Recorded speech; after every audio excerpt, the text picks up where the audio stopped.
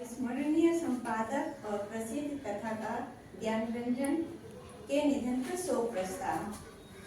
हिंदी के प्रसिद्ध कथाकार और पहल के संपादक ज्ञानरंजन ने 7 जनवरी की रात को जबलपुर में अंतिम सांस ली।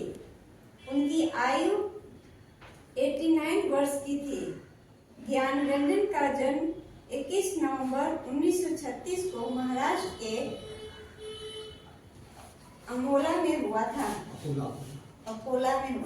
उनके पिता प्रसिद्ध गांधीवादी विचारक और लेखक श्री रामनाथ सुमन थे।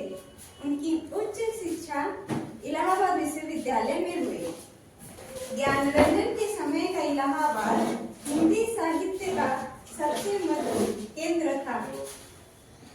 20 वर्ष की उम्र में इलाहाबाद विश्वविद्यालय में पढ़ते समय ज्ञानरंजन भारत की कम्युनिस्ट पार्टी के पहले महासचिव पीसी जोशी के संपर्क में आए।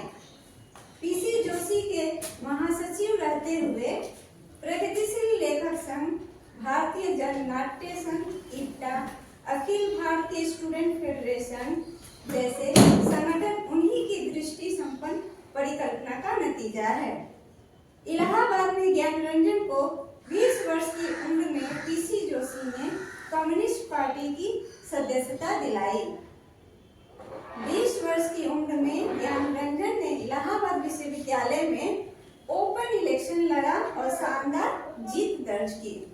1960 में ज्ञानरंजन ने जबलपुर के कॉलेज में हिंदी के शिक्षक की नौकरी शुरू की। जबलपुर में रहते हुए हरिशंकर परसाई से उनकी घनिष्ठता बढ़ी। ज्ञानरंजन नई कहानी के दौर के बाद 60वीं पीढ़ी के चर्चित कथाकार रहे हैं। ज्ञानरंजन दूधनाथ सिंह, काशीनाथ सिंह और रविंद्र कालिया ये चारों यार 60वीं पीढ़ी के प्रसिद्ध कथाकार के रूप में चर्चित हैं। ज्ञानरंजन ने कुल 25 कहानियां लिखी। बहिर्गमन, घंटा, पिता, फेस के इधर और उधर उनकी प्रसिद्ध कहानियां हैं। जिस समय ज्ञानरंजन कहानी के चमकते सितारे थे, उसी समय 1973 में उन्होंने जबलपुर से प्रगतिशील चेतना की पत्रिका पहल का प्रकाशन शुरू किया, जो 1973 से लगातार 2021 तक प्रकाशित होती रही। पहल के 125 अंक ज्ञानरंजन की प्रतिबद्धता, संकल्प और ऊर्जा के दस्तावेज हैं। पहल का प्रकाशन एक बड़ी घटना थी।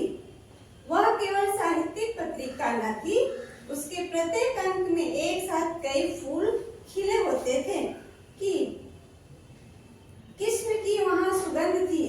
वैसी फुलवारी फिर किसी ने कभी नहीं बनाई। 125 अंकों को देखने से ही नहीं, पढ़ने से पता चलता है कि पहल ने अपने समय में कितने बड़े काम किए हैं। पहल एक आंदोलन था। ज्ञानरंजन ने अपना सारा ईंधन कोयला से परमाणु ऊर्जा तक पहल में झोंक दिया। पहल संसाथ रविभूषण। इलाहाबाद में कम्युनिस्ट पार्टी के संपर्क में आने के बाद ज्ञानरंजन के वैचारिक जीवन की शुरुआत हुई। पहल जिस हिंदी भाषी प्रदेश से प्रकाशित हो रही थी, उसकी स्मृति 1857 के पहले ब्रिटिश विरोधी साम्राज्यवादी ताकत के खिलाफ महासंग्राम से जुड़ी है। पहल के पहले संपादकीय में ज्ञानरंजन की जो मार्क्सवादी निष्ठा और दृढ़ता दिखाई देती है, वह अंत तक बनी रही है। उनके पिता रामनाथ सुमन गांधीवादी थे और उनके पुत्र ज्ञानरंजन मार्क्सवादी। उन्होंने लिखा है, मैं अपने जीवन में बहुत लुम्पेन किस्म का व्यक्ति था। जब कम्युनिस्ट विचारधारा के निकट में आया, तब मेरा ये तत्व घटा खत्म हुआ। ज्ञानरंजन ने कभी पहल को पत्रिका नहीं कहा है। वह या तो किताब रही या पुस्तक। पहल 3 और 4 में उसे क्रांतिकारी रचना और विचार की किताब कहा गया। 5वें से 8वें अंक तक इसे इस महादेश की चेतना के वैज्ञानिक विकास के लिए प्रस्तुत प्रतिक्रिया और प्रतिक्रांति का सामना करने वाली क्रांतिकारी रचनाओं की अनिवार्य पुस्तक हो गई। वैज्ञानिक विकास था। प्रगतिशील रचनाओं के लिए पहल के दरवाजे खुले रहे हैं। उसकी मुठभेड़ प्रगति विरोधी, सांप्रदायिक और तानाशाही शक्तियों और घरानों से होती रही है। पहल की तुलना किसी अन्य पत्रिका से नहीं की जा सकती है। ज्ञानरंजन के समान हिंदी का कोई संपादक नहीं रहा। पहल के प्रकाशन के पीछे कोई संस्था नहीं थी। पहल का ध्यान सदैव अपने समय पर रहा है। ज्ञानरंजन की पहल पर ऋत्विक घटक का सांस्कृतिक फ्रंट पर लिखा लेख पहली बार हिंदी भाषी लेखकों के बीच चर्चा में आया। दूसरे अंक में संपादकीय में उन्होंने लिखा, पहल का प्रकाशन मुख्य रूप से लेखकों, बुद्धिजीवियों के लिए नहीं बल्कि पाठकों की उस बड़ी संख्या के लिए हुआ है जो एक खास तरह की तैयारी के लिए तैयार होने को है।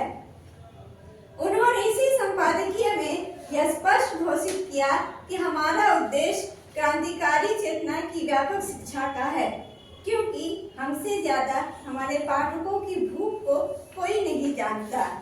पहल के माध्यम से ज्ञानरंजन ने पूरे देश में लेखकों और पाठकों का एक विशाल नेटवर्क बनाया। पहल द्वारा लेखकों को सम्मानित करने की पहल सम्मान योजना ने इतिहास रचा। पहली बार लेखक के शहर जाकर सम्मानित करने की शुरुआत पहल ने की। पहल सम्मान में ज्ञानरंजन की भूमिका हमेशा नेपथ्य की रही। मंच पर उनकी युवा टीम दिखाई देती थी। ज्ञानरंजन की तरह विलक्षण सांगठनिक प्रतिभा का दूसरा संपादक हिंदी में दिखाई नहीं दिया।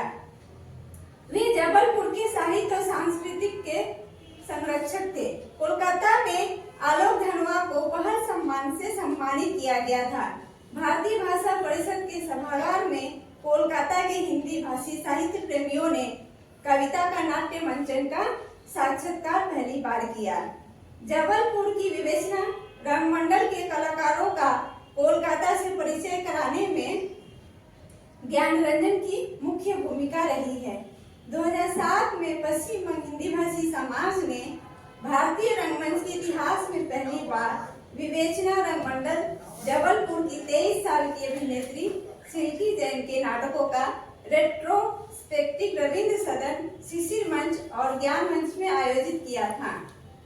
ज्ञानरंजन हिंदी की साहित्यिक पत्रिका के इतिहास में मील के पत्थर के रूप में याद किए जाएंगे।